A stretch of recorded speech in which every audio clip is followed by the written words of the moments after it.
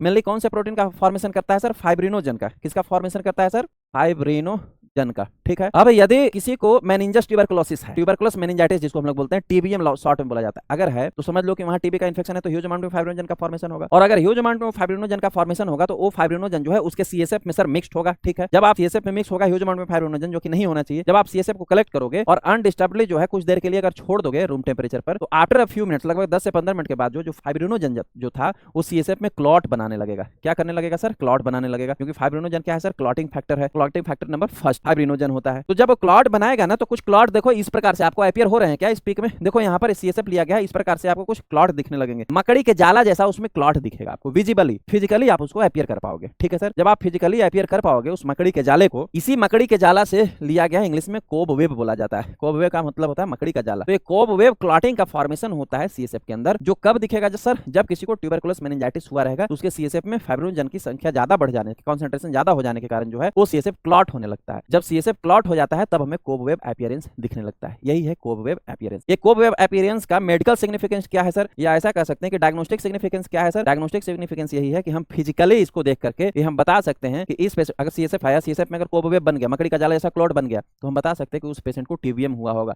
Tuberculosis meningitis हुआ होगा, tuberculosis meningitis हुआ होगा।